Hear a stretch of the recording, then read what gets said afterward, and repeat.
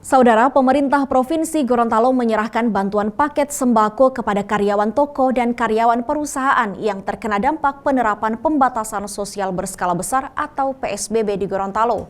Meski demikian, tidak semua karyawan toko dan perusahaan yang terdampak PSBB diberikan paket sembako karena tidak mentaati PSBB di Gorontalo.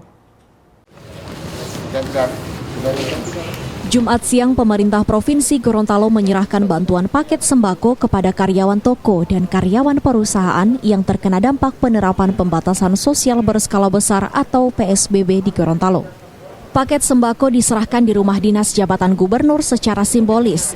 Hal ini dilakukan untuk menghindari kerumunan orang. Pasalnya, jumlah karyawan yang mendapatkan paket sembako akibat dampak PSBB di Gorontalo sebanyak 1.390 orang. Paket sembako diberikan kepada karyawan toko karena pada penerapan PSBB, pemerintah Provinsi Gorontalo mengeluarkan kebijakan untuk menutup toko non-pangan jelang Idul Fitri lalu. Meski demikian, tidak semua karyawan toko atau perusahaan yang diberikan paket sembako. Hal ini karena pemerintah Provinsi Gorontalo masih menemukan sejumlah toko yang tidak menaati PSBB. Saya tidak kasih. Untuk sanksi pencabutan izin tidak ada, Pak? Oh, tidak ada. Ya, cuma prosedurnya kemarin siapa yang membandel yang kita berikan teguran dan tegurannya dari wali kota dan bupati karena kan kebijakan surat izin.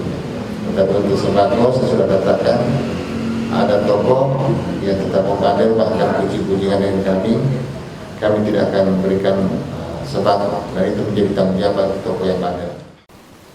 Paket sembako ini hanya diberikan kepada karyawan toko yang menjual pakaian, sementara toko yang menjual kebutuhan pokok tidak diberikan karena diizinkan untuk berjualan jelang Idul Fitri lalu.